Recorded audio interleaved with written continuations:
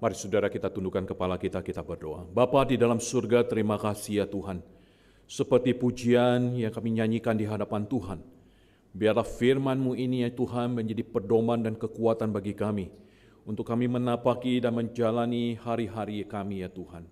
Kami percaya firman-Mu senantiasa menuntun perjalanan kehidupan kami. Oleh sebab itu pada pagi hari ini ketika kami membuka, membaca dan merenungkan kebenaran firman-Mu, kami percaya Tuhan Kau berbicara kepada kami. Oleh sebab itu Tuhan, kuatkan hati kami, seluruh keberadaan pikiran kami, fokuskan semuanya itu hanya tertuju kepada firman-Mu. Terima kasih ya Bapa, berbicaralah kepada kami, karena kami siap mendengarkannya. Di dalam nama Tuhan Yesus kami berdoa. Amin. Silakan duduk Bapak Ibu yang terkasih di dalam Tuhan. Baik saudara, shalom, selamat pagi. Ya saudara, kita bersyukur pada pagi hari ini. Saudara, tidak terasa waktu begitu cepat saudara. Hari ini kita masuk di bulan Agustus, bulan ke-8 dari tahun 2023. Saudara, tahun ini adalah tahun memperingati kebebasan bagi bangsa kita, bukan? Yaitu kemerdekaan, saudara. Ya saudara, ketika kita melihat bagaimana perjuangan daripada orang-orang yang sudah mendahului kita, bahkan mereka rela mengorbankan nyawanya demi satu, saudara, yaitu kebebasan, yaitu freedom bagi setiap kita hari ini. Dan kita boleh merasakan kebebasan itu semua juga karena mereka yang sudah mendahului kita. Baik Bapak Ibu yang terkasih di dalam Tuhan, pada pagi hari ini saya mengajak kita untuk kita bersama-sama, kita akan membuka satu bagian firman Tuhan. Satu bagian firman Tuhan yang terambil dari kitab Mazmur, saudara.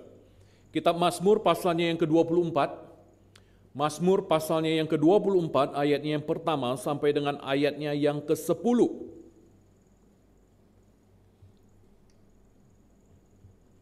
Mazmur 24 ayat yang pertama sampai dengan ayatnya yang ke-10. Saudara, mari kita membacanya secara silih berganti. Saya membaca ayat yang pertama, Bapak Ibu membaca ayat yang kedua, dan seterusnya sampai dengan ayatnya yang ke-10, saudara.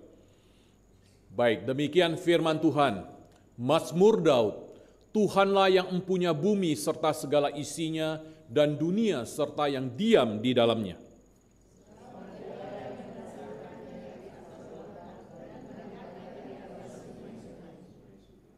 Siapakah yang boleh naik ke atas gunung Tuhan? Siapakah yang boleh berdiri di tempatnya yang kudus?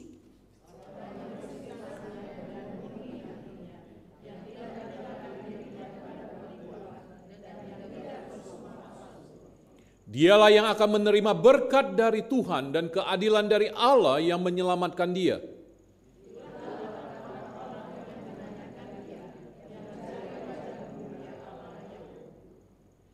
Angkatlah kepalamu, hai pintu-pintu gerbang, dan terangkatlah kamu, hai pintu-pintu yang berabad-abad, supaya masuk Raja Kemuliaan.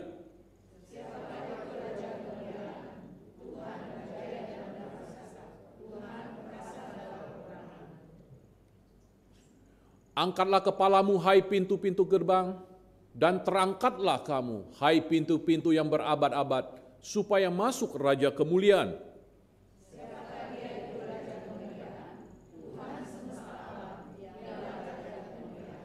Baik, saudara, kita mengulangi ayat yang ke-10. 3, 2, 1. Siapakah dia itu Raja Kemuliaan, Tuhan semesta alam, dialah Raja Kemuliaan. Nah, Bapak Ibu yang terkasih di dalam Tuhan, saudara, di sini ketika kita membaca bagian firman Tuhan ini, saudara, kita menemukan satu kata yaitu dengan 4 huruf, saudara. Apa itu, saudara? Yang tadi saudara baca di 10 ayat ini, apa? Selah. Saudara tahu apa artinya selah? Hah? Apa? Apa? Antara. Saudara tahu arti selah? Kenapa ada selah, saudara? Emang gak ada kerjaan nih penulis Mazmur ini? Tulis kata selah di situ. Ketika kita sampai di kata selah, ngapain? Stop, terus? Untuk apa kita disuruh stop, saudara? Ya. Kita diminta untuk merenungkan, saudara. Ya, untuk merenungkan bagian yang barusan tadi kita baca. Kita berhenti sejenak, kita merenungkan itu. Nah saudara, kalau kita membaca di bagian ini, maka kita akan menemukan 2 ayat saudara. Ya, ayatnya yang ke-6 dan ayatnya yang ke-10. Nah ayat yang ke-6 dikatakan, itulah angkatan orang-orang yang menanyakan dia, yang mencari wajah-Mu, ya Allah Yakub. Dan kemudian diakhiri di ayat yang ke-10, siapakah dia itu Raja kemuliaan Tuhan semesta alam. Dialah Raja kemuliaan Allah. Nah saudara yang terkasih di dalam Tuhan, saudara ketika kita membaca bagian ini, saudara pemazmur ini ingin meyakinkan kepada kita bahwa saudara apapun yang ada di muka bumi ini, segala sesuatu yang ada di bumi ini, serta dengan segala isinya, itu adalah milik kepunyaan Tuhan. Betul? Dikatakan di ayat pertama, Tuhanlah yang empunya bumi, serta segala isinya, dan dunia serta yang diam di dalamnya. Yang ada di dalam, yang isinya ada di dalam, yang diam di dalam, semuanya itu adalah milik kepunyaan Tuhan. Kita setuju saudara? Kalau begitu, apa yang menjadi milik kita? Kalau dikatakan bahwa Tuhanlah yang mempunyai semua di bumi ini, isinya dengan segala yang ada di dalamnya, kalau begitu pertanyaan kita, apa yang menjadi milik kita? Apa saudara? Hah?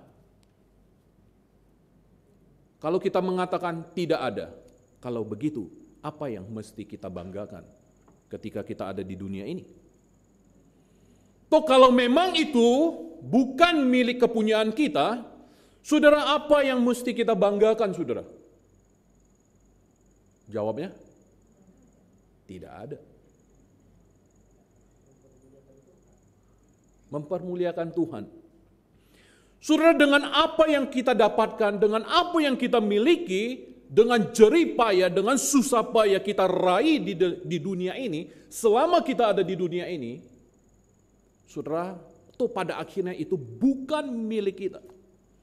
Kalau begitu, apa yang harus kita lakukan dengan apa yang kita miliki saat ini? Yaitu memuliakan Dia, menjadi berkat saudara. Nah, saudara yang terkasih di dalam Tuhan, saudara ketika saudara memperhatikan, ya, sekarang ini saya nggak tahu dulu-dulunya saudara. Sekarang ini kalau saudara perhatikan di TikTok, dimanapun, atau saudara tidak sengaja di mall atau saudara berjalan di jalan dan dimanapun, pernahkah saudara menemukan orang melakukan social experiment? Siapa yang pernah mengalami saudara? Orang melakukan social experiment. Saudara ngerti maksud social eksperimen? Satu tindakan yang dilakukan oleh orang-orang tertentu, saudara. Ya, seperti yang saya katakan, di mall, di tempat keramaian, atau dimanapun, saudara.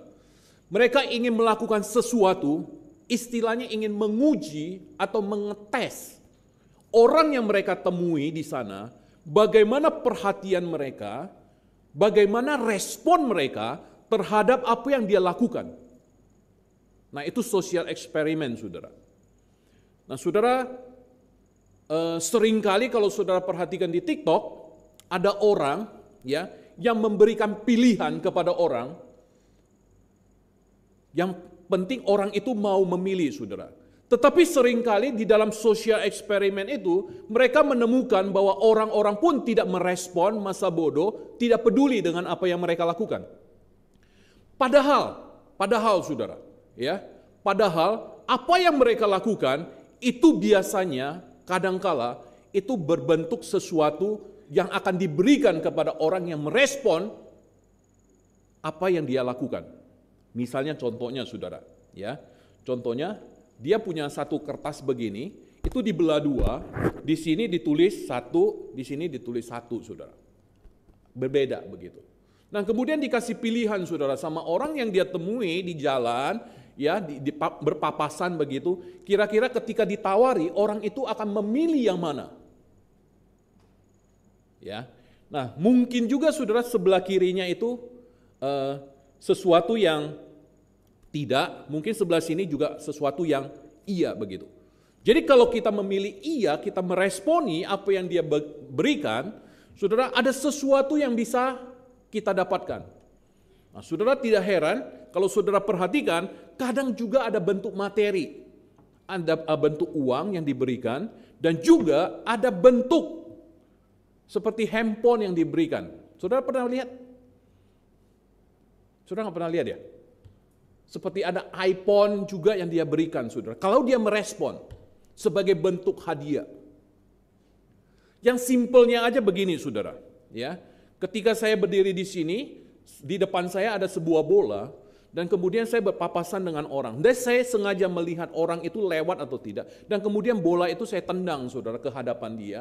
Dan saya ingin melihat apakah dia merespon dengan menendang balik bola itu, atau dia menghindar dari bola itu dan dia biarkan bola itu lewat. Pernah perhatikan begitu? Nah, seringkali ada beberapa orang yang melakukan eksperimen seperti itu. Bahkan saudara-saudara perhatikan, ada orang yang juga ya, ketika menemukan seseorang yang sedang jualan, baik itu jualan gerobak atau apa begitu yang mangkal, dan kemudian orang itu datang ke situ, dan kemudian dia bertanya-tanya, dan kemudian dia melakukan sebuah eksperimen, dan kemudian dia melemparkan, saudara, segepok uang di belakang daripada si penjual itu, dan kemudian dia sengaja berkata begini, "Pak, ini ada uang. Uang ini milik Bapak bukan?" Ini sebuah tes, saudara. Nah, saudara, kalau dia berkata, "Oh iya, ini uang saya yang jatuh dari kantong saya," berarti, saudara, orang ini tidak lolos sosial eksperimennya. Kenapa? Karena dia berbohong. Karena uang itu bukan uang dia. Tapi saudara, ketika kalau dia berkata, "Pak, ini uang Bapak." "Oh, bukan. Sorry, ini bukan uang saya." Nah, saudara, berarti orang ini dalam posisi yang jujur, dan dia kemudian yang melakukan eksperimen itu pun akan memberikan dia uang sebagai akibat dari kejujuran dia.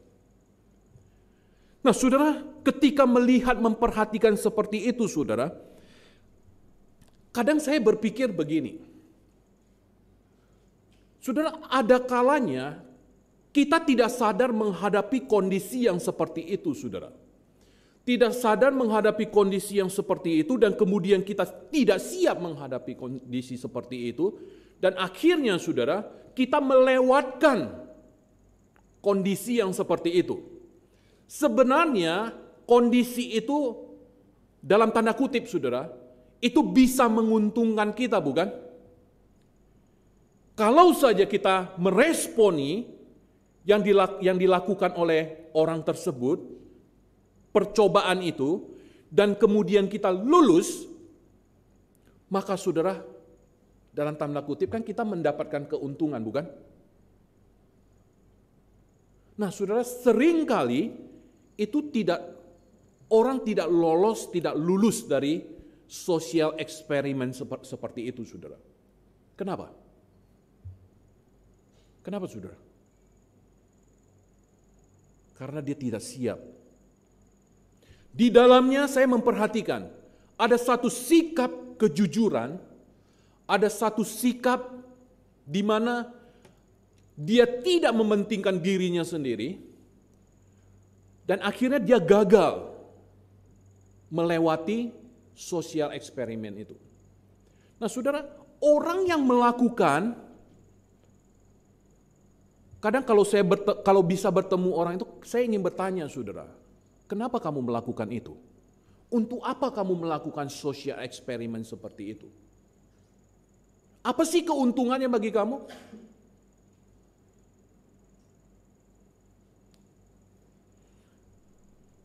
Ya, saya sih belum pernah ketemu, saudara. Ya, kalau pernah ketemu saya ingin berbincang dengan orang itu, untuk apa kamu melakukan itu? Atau kamu ingin menaikkan rating supaya orang melihat viewernya di Instagram kah, di TikTok kamu kah, atau di mana kah? Nah, itu terlepas dari itu, nggak tahu lah ya motivasinya apa saudara. Tetapi saya ingin tahu apa sih sesungguhnya yang melatar belakangi ada orang yang mau melakukan seperti itu. Apakah orang itu adalah penderma, orang yang ingin membagi berkat, orang yang ingin membagi kebaikan kepada orang? Tetapi saudara, saya memperhatikan saudara, ya, pada waktu itu, pada saat itu, di mana orang itu bisa melakukan seperti itu.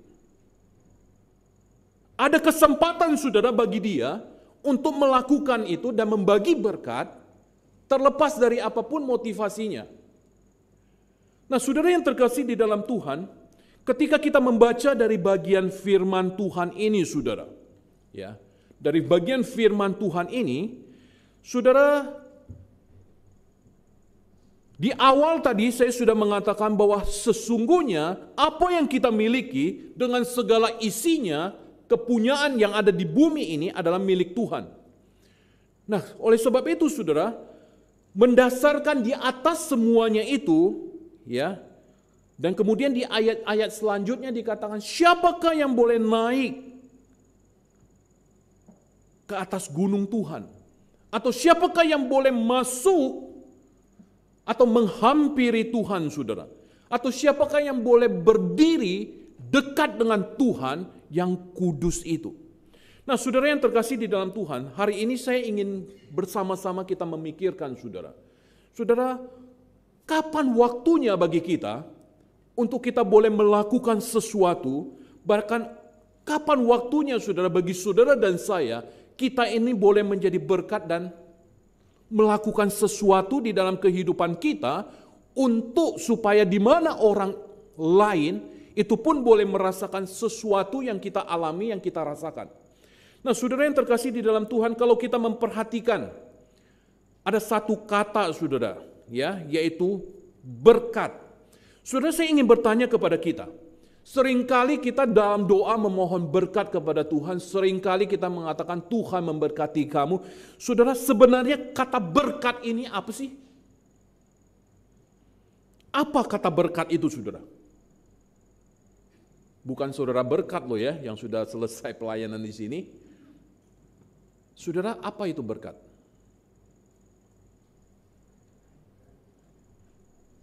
Anugerah Tuhan. Apakah berkat itu anugerah Tuhan? Kalau ditanya anugerah Tuhan itu apa? Tuhan memberikan anugerah kepada kita. Ya berkat Tuhan. Kita balik-balik aja saudara. Iya kan? Nah saudara, apa sih sebenarnya berkat itu? Tuhan memberkatimu. Apa saudara? Kita sering mengucapkan ini bukan? Apa itu berkat? Berkat Tuhan itu adalah, atau berkat itu adalah, saudara, kita menemukan banyak definisi. Banyak definisi. Nah salah satunya adalah karunia Tuhan yang membawa kebaikan dalam hidup manusia. Atau bisa kita katakan juga bahwa berkat itu adalah doa restu saudara. Doa restu atau pengaruh yang baik. Atau bisa juga kita definisikan, yaitu berkat itu adalah bermanfaat. Berkat itu adalah kebaikan saudara. Ketika kita memberkati orang, kita itu memberikan manfaat kepada orang lain. Nah saudara, menarik. Kalau kita perhatikan di dalam kamus bahasa Indonesia yang secara umum, dia memberikan dua definisi saudara tentang berkat ini saudara. Apa yang diterima dari Tuhan? Nah, kalau ditanya apa yang diterima manusia dari Tuhan, bisa saja itu berupa harta, bisa saja berupa kesehatan, kebahagiaan, rejeki di dalam kehidupan ini. Nah, saudara, berkat itu juga bisa diterjemahkan ketika saudara ada satu pesta dan kemudian ada makanan dan kemudian saudara bungkus dan saudara bawa pulang, itu pun dikatakan berkat. Jadi saudara, banyak arti saudara. Nah, berkat pun saudara bisa dikatakan keselamatan atau sedekah. Jadi saudara, berkat itu bukan hanya sekedar kita terima saudara. Kita mengatakan berkat. Tetapi saudara, ketika kita memberi, kita sedekah, itu pun dikatakan berkat. Ya kan? Di dalam otak kita, di dalam pikiran kita, senantiasa kita berkata, berkat itu yang saya terima. Berkat itu saya terima. Tetapi ketika saya membagikan, memberikan sedekah, itu pun berkat saudara. Berkat itu bukan hanya ketika kita terima bagi diri kita. Tetapi ketika kita memberi, kita membagikan, itu pun adalah dikatakan berkat. Nah saudara, di dalam kamus bahasa Inggris, ya, dalam kamus bahasa Inggris, di dalam Webster, dia mendefinisikan begini saudara. Berkat itu adalah orang yang memberkati sebuah berkah, sarana kebahagiaan atau kesejahteraan, atau dikatakan hadiah yang bermanfaat. Nah saudara, saya berpikir saudara, sarana kebahagiaan dan kesejahteraan. Saudara, ketika kita melakukan sesuatu itu dan menjadi berkat bagi orang lain, itu pun merupakan satu sarana bagi kita untuk kebahagiaan diri kita, untuk kesejahteraan diri kita, saudara. Nah, saudara, Alkitab menjelaskan berkat itu. Tadi kamus, tapi ini apa kata Alkitab, saudara? Alkitab di dalam PL dan di dalam PB itu menggunakan dua kata yang berbeda, kata berkat ini. Yang satu adalah barak, yang satu adalah eulogio. Nah saudara, balak dan eulogio ini di dalam PL dan di dalam PB, di dalam konteks Alkitab, ini merupakan suatu bentuk pernyataan saudara. Suatu pernyataan atau pewahyuan dari Allah kepada umatnya tentang berkat, tentang keuntungan, kenyamanan, dan damai. Dan semuanya itu, ucapan itu dinyatakan dengan sebuah aksi yang nyata. Dengan suatu tindakan yang nyata. Jadi saudara, kata berkat, diberkati dan memberkati itu dirumuskan sebagai suatu tindakan Allah di dalam kedaulatan dan kasih-Nya. Dia mewahyukan melalui perkataan dan aksinya suatu kondisi yang penuh kelimpahan, kesehatan, keuntungan, dan kedamaian kepada umatnya. Nah saudara, saya mengajak kita melihat Mazmur 24 di ayat yang pertama sampai dengan ayat yang ke-10 ini, saudara.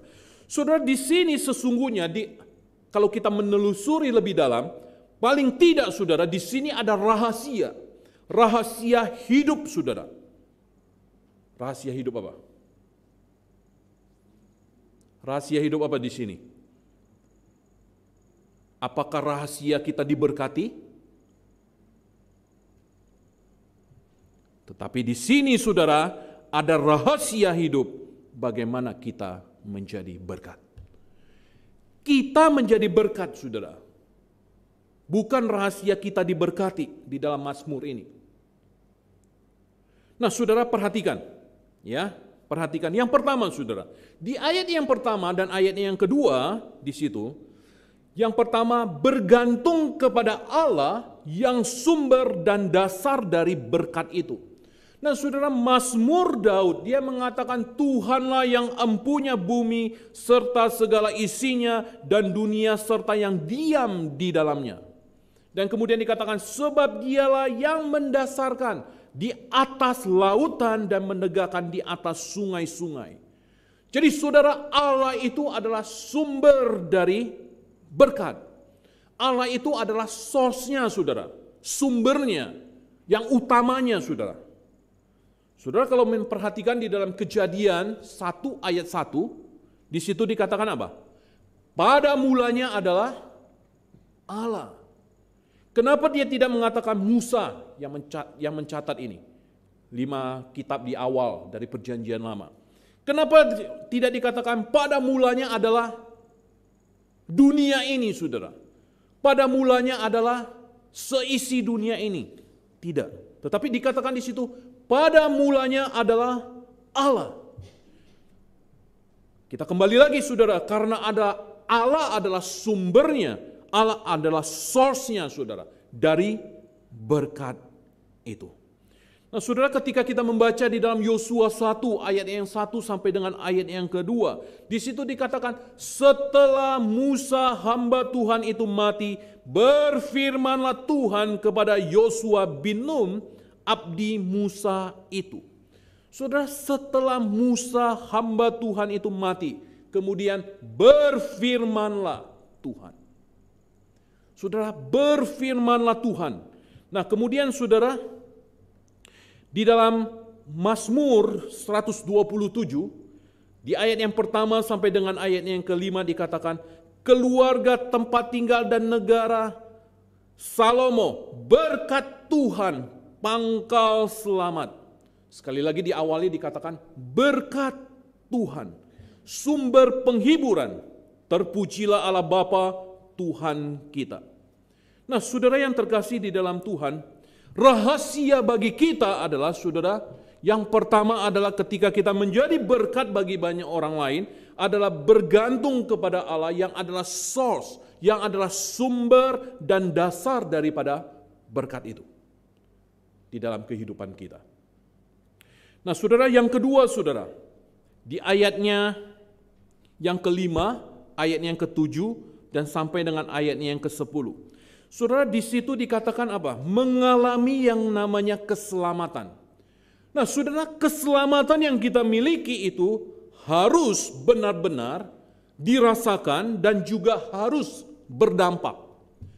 Saudara, ketika kita menerima anugerah keselamatan, ketika kita diselamatkan hari ini, saudara, Tuhan tidak hanya ingin kita diselamatkan, tetapi melalui keselamatan yang Tuhan berikan, Tuhan ingin supaya kita memberikan dampak kepada orang lain. Tentu saja, saudara, dampak atau buahnya itu nyata, saudara, di dalam kehidupan kita, di dalam keberadaan kita yang tidak boleh sama dengan orang yang tidak memiliki keselamatan. Saudara, hari ini kita semua di sini sudah memiliki keselamatan. Nah, saudara, dampak kehidupan kita ketika kita memperoleh keselamatan itu harus berbeda dengan orang yang tidak memiliki keselamatan. Nah, saudara, seharusnya orang dapat menangkap dan merasakan, saudara, dan tercelik hatinya bahwa kita ini memiliki Allah yang benar. Kita memiliki Allah yang benar, Allah yang mengutus putranya satu-satunya, yaitu Yesus Kristus, datang ke dalam dunia untuk mati supaya saudara dan saya memiliki jalan keselamatan. Jadi saudara, Yesus adalah satu-satunya jalan keselamatan kita. Jadi saudara, dasar kekristenan kita hari ini bukan sekedar kita lahir dari keluarga Kristen, dari nenek moyang saya sampai ke kakek saya, sampai ke nenek saya, sampai ke orang tua saya, itu adalah Kristen. Bukan, saudara. Atau karena kita tertarik dengan kekristenan, atau kita terkait dengan pernikahan dengan orang yang beragama Kristen. Atau faktor yang lain, saudara. Nah, saudara, seharusnya dasar kekristenan kita untuk membuktikan kebenaran bahwa saudara dan saya, kita mengalami Kristus di dalam kehidupan kita. Kristus yang adalah satu-satunya jalan keselamatan. Saudara, pembuktian ini bukan hanya di dalam nalar dan hanya di dalam pikiran atau hanya di dalam pikiran kognitif kita, saudara. Karena kalau pembuktian hanya berdasarkan nalar kita, saudara, itu belum membangun kekristenan yang benar. Keselamatan adalah proses di mana dikembalikannya manusia ke rancangan Allah semula, yaitu manusia yang segambar dan serupa dengan Allah. Nah, saudara, pengalaman keselamatan adalah proses perubahan. Perubahan apa? Perubahan karakter, saudara. Bukan hanya dari manusia jahat menjadi manusia baik. Tuhan Yesus menyelamatkan kita di atas kayu salib dari dosa, itu juga menyelamatkan kita, saudara. Menyelamatkan kita dari seringkali kita terpeleset di dalam kehidupan kita. Seringkali kita tidak sampai kepada sasaran yang Tuhan kehendaki. Kita meleset dari apa yang Tuhan inginkan, saudara. Seperti anak panah yang punya sasaran, yang ditembakkan, tetapi itu meleset. Tidak sampai kepada sasaran. Itulah dosa kita, saudara. Oleh sebab itu, saudara, yang kedua tadi, saudara, ketika kita sudah mengalami yang namanya keselamatan, saudara, kita bisa menjadi berkat bagi orang lain. Saudara, yang ketiga, di ayat yang ketiga sampai dengan ayat yang keempat, di situ dikatakan hidup kudus. Saudara, siapakah yang boleh naik ke atas gunung Tuhan? Siapakah yang boleh berdiri di tempatnya yang kudus? Dikatakan apa? Orang yang bersih tangannya, murni hatinya, dan yang tidak menyerahkan dirinya kepada penipuan, dan yang tidak bersumpah palsu. Nah, saudara, hidup kudus, kita sudah diselamatkan. Kita di dalam proses kehidupan kita. Saudara, ketika kita percaya, kita sudah selamat, kita menjalani hidup kita di dalam proses santifikasi. Proses ini adalah proses seumur hidup. Kita tidak bisa mengatakan, oh sampai umur 50, oh sampai umur 60. Hidup saya sudah kudus. Hidup saya sudah bersih. Tidak, saudara. Proses ini adalah hidup seumur hidup kita. Jadi hidup kudus ini adalah bukti daripada pribadi yang telah menerima keselamatan. Saudara, kalau sudah menerima keselamatan, maka saudara dan saya, kita di dalam proses menjalani kehidupan yang kudus. Sampai kapan? Sampai kita mati, saudara. Proses ini sampai kita mati. Kalau begitu, kapan kita harus hidup kudus? Nanti Tuhan, hidup saya lagi nggak benar. Nantilah 5 tahun lagi, 10 tahun lagi, saya baru memperbaiki hidup saya. Baru saya akan memulai kehidupan kudus saya, saudara. Tidak, saudara. Saat itu, saat ini, ketika saudara sudah diselamatkan, disitulah kehidupan itu dimulai. Saudara, kekudusan hidup bukan usaha manusia, saudara. Tetapi ini adalah karya Allah, anugerah Allah dalam kehidupan diri orang percaya. Itu adalah karya Allah, saudara, di dalam kehidupan saudara, di dalam kehidupan saya. Saudara, kita tidak mampu, saudara. Makanya kita membutuhkan apa? Pertolongan dari Tuhan. Hanya mengandalkan kekuatan kita, kita tidak mampu, saudara. Dengan kata lain, orang yang sungguh percaya dengan segenap hati, dengan seluruh pikiran, jiwa, dan roh, dia membuka diri setiap waktu. Agar apa? Agar roh Allah, yaitu Roh Kudus, menguasai kehidupannya. Roh yang kudus itu menguasai kehidupan saya, menguasai kehidupan saudara, semua kita. Tetapi celakanya, saudara, seringkali kita tidak mau taat kepada Dia. Tetapi seringkali kita hanya ingin supaya kita mengikuti kemauan diri kita. Saudara, kapan kita membiarkan Roh Kudus menguasai diri kita? Apakah sama seperti tadi? Oh Tuhan, hidup saya lagi nggak baik, nanti aja Tuhan. Ya, tunggu nanti ketika saya akan mencapai satu kehidupan yang suci, barulah Roh Kudus silakan menguasai diri saya. Saudara, ketika saudara memperoleh keselamatan, di saat itulah Roh Allah, yaitu Roh Kudus itu, menguasai kehidupan saudara. Itu yang ketiga. Dan yang keempat, saudara, di ayat yang ke-6 dikatakan, mencari Tuhan. Saudara, di ayat ke-6, itulah angkatan orang-orang yang menanyakan dia, yang mencari wajah-Mu, ya Allah Yakub. Selah di situ.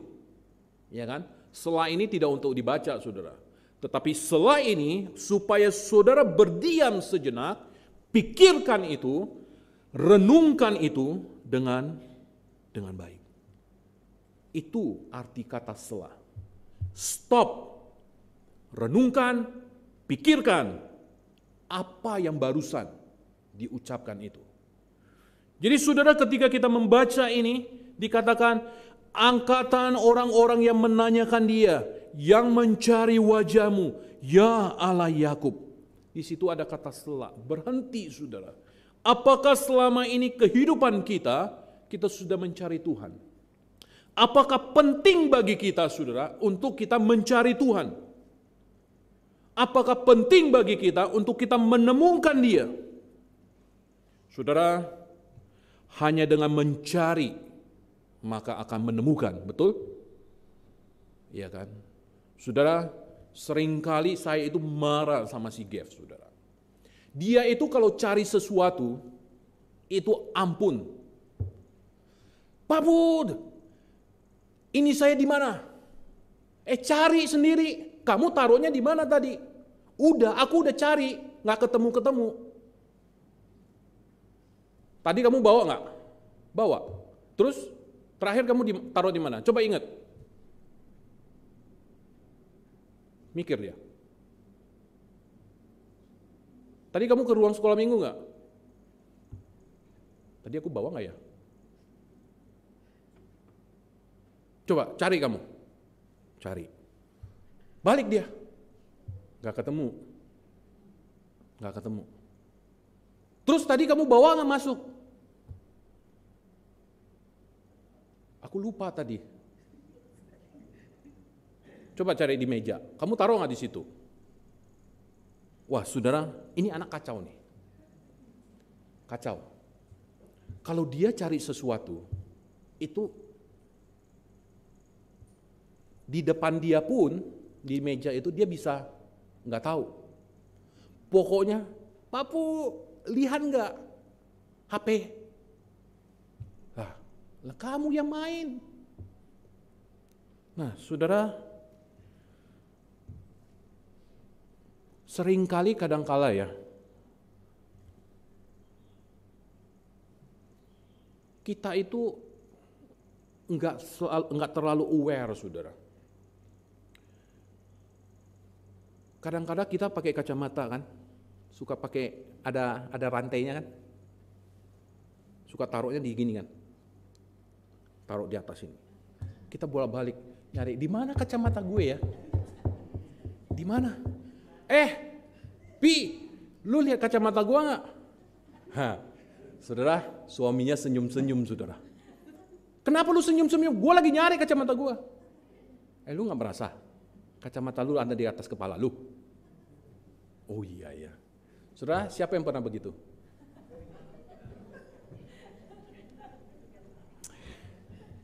Saudara, hanya dengan mencari kita menemukan.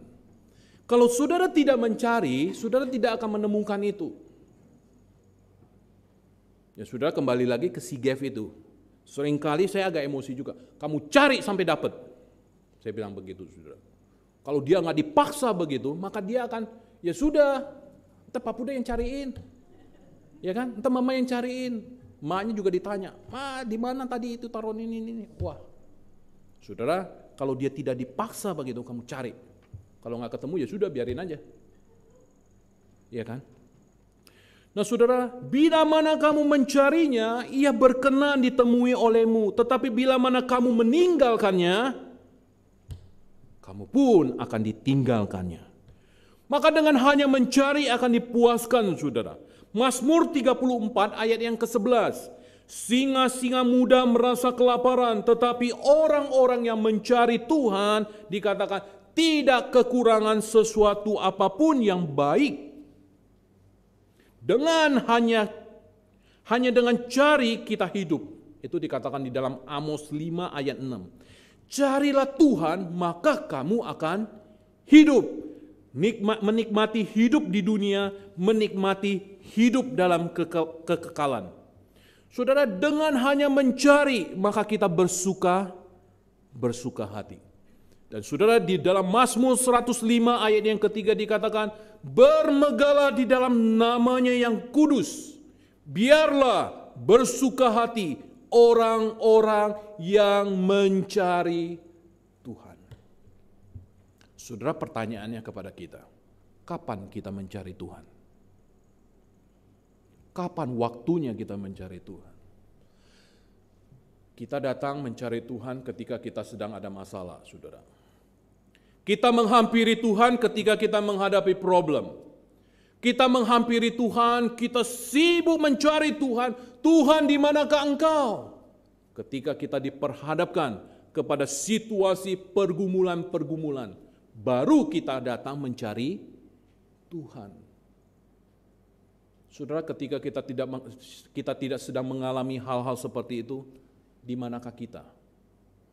Apa yang kita lakukan, saudara?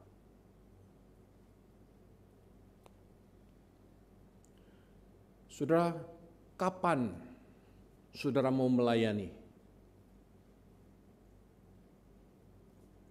Kalau saudara diberikan kesempatan untuk melayani, apakah pada saat itu juga saudara merespon, saya ingin melayani? Atau saudara mengatakan, tarsok deh Tuhan, ya. Saudara berbicara kepada hamba Tuhan, kepada majelis, ya, ditawarin, kapan saudara mau melayani? Besok deh ya, kapan-kapan deh, sore deh, jangan, gua nggak ada waktu, tar dulu deh ya, ntar dulu deh, jangan deh, orang lain aja dulu, nanti barulah giliran saya. Kapan? Ya udah, ntar aja lah, ntar saya kasih tahu deh, udah. Saudara, siapa yang pernah melakukan seperti ini? Ketika saudara ditawari untuk melayani, kesempatan sudah diberikan untuk melayani, siapa yang langsung merespon saudara pada waktu itu juga? Apa yang kita ucapkan? Saudara, saya pernah mendengar sebuah ilustrasi, saudara. Sebuah ilustrasi ini, ya, cukup menohok juga, saudara. Suatu hari ada seorang pendeta. Saya pernah membicarakan ini sekilas waktu di KDTM atau di mana. Ada seorang pendeta datang kepada seorang anak muda yang pada waktu itu sedang terbaring di rumah sakit dalam kondisi sakit, saudara. Dalam kondisi sakit. Tidak boleh dikatakan waktunya tidak lama lagi kehidupan anak muda ini, karena dia mengidap penyakit yang kronis. Nah, kemudian si pendeta itu datang, saudara. Dan kemudian pendeta itu datang, masuk ke kamar si anak itu, dan kemudian dia membawa sekuntum bunga yang sudah layu, saudara. Sekuntum bunga. Ini nggak rusak ya, mudah-mudahan. Sekuntum bunga yang layu dia bawa, dan kemudian dia taruh, saudara, di samping ranjang daripada si anak muda ini. Dan kemudian dia duduk diam, si pendeta itu, dan dia mendengarkan apa yang dikatakan oleh si anak muda ini. Dia mendengarkan, dia tidak ngomong sepatah dua patah kata pun, si pendeta itu. Dia dengan cermat mendengarkan apa yang menjadi keluhan isi hati daripada si anak muda itu. Nah, saudara, singkat ceritanya, setelah itu si pemuda itu selesai berbicara, dan kemudian si pendeta itu dia pamit. Oke, saya pamit dulu ya. Tuhan memberkati kamu. Dan saudara, si pendeta itu berjalan dan sampai kepada pintu di mana dia mau keluar. Kemudian si anak muda ini memanggil si pendeta itu. Pak Pendeta, saya melihat kenapa Pak Pendeta membawa setangkai bunga yang sudah layu. Saudara, ketika membawa bunga ke rumah sakit menjenguk orang yang sakit, pantas nggak saudara kita membawa bunga yang sudah layu, saudara? Tentu bunga yang segar, bukan? Saudara, si pemuda itu bertanya, kenapa Pak Pendeta engkau membawa sekuntum bunga yang sudah layu?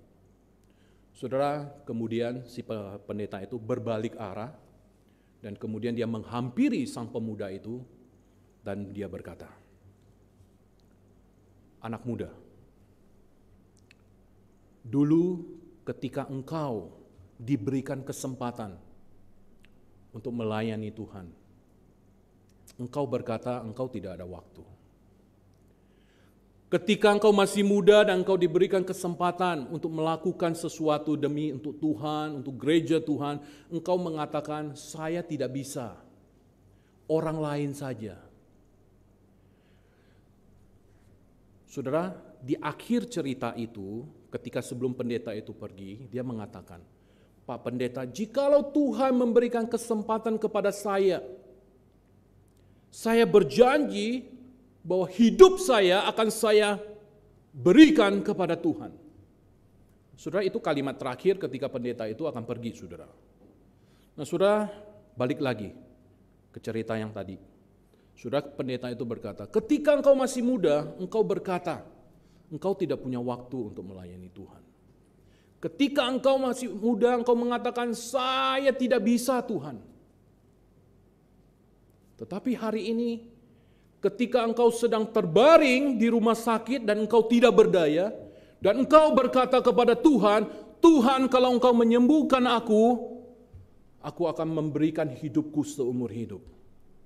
Saudara, kemudian si pendeta itu berkata, saudara, dengan satu kalimat yang sangat-sangat pedih. Hai anak muda, engkau kira Tuhan itu hanya kebagian sisa dari hidupmu.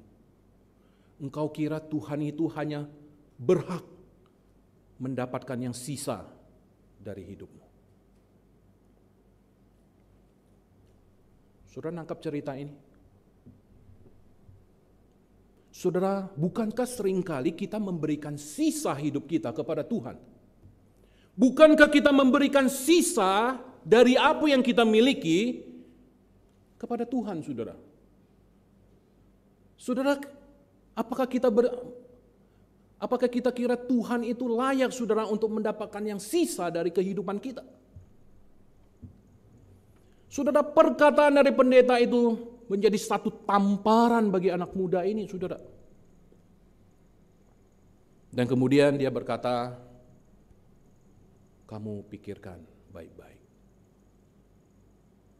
Apakah kamu kira Tuhan layak mendapatkan sisa bunga yang hampir layu ini?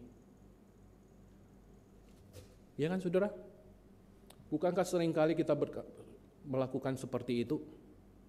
Ketika kita diperhadapkan satu situasi kondisi, baru kita berkata, Tuhan, ya, itu pun kalau dia mau berkata begitu. Masih untung lah, masih ada kesempatan, saudara. Kalau sudah tidak ada kesempatan,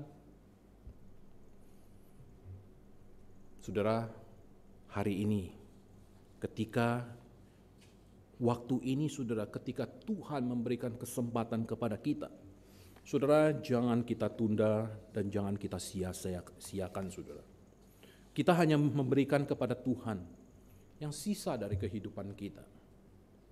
Saudara, di awal tadi dikatakan, segala isi di dunia ini yang ada di dalamnya adalah kepunyaan Tuhan. Kita itu nggak punya apa-apa, saudara. Tuhanlah yang punya, yang memiliki kehidupan kita.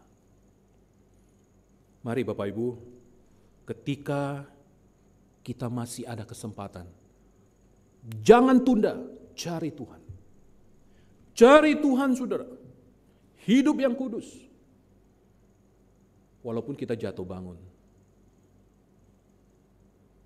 Tetapi disitulah memperlihatkan bahwa saudara dan saya, kita adalah orang-orang yang sudah diselamatkan. Saudara, kapan waktunya? Besok? Lusa? Sekarang waktunya, saudara. Ketika engkau bisa menjadi berkat bagi orang, lakukan. Ketika engkau bisa melayani Tuhan, lakukan. Ketika engkau bisa memberikan dirimu bagi Tuhan, berikan, saudara. Karena Tuhan tidak pantas untuk mendapatkan yang sisa dari kehidupan kita.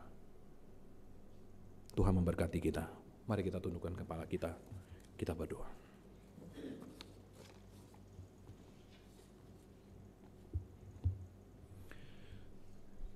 Saudara, mari kita bersama-sama merenungkan sejenak dari bagian firman Tuhan yang sudah kita dengar tadi.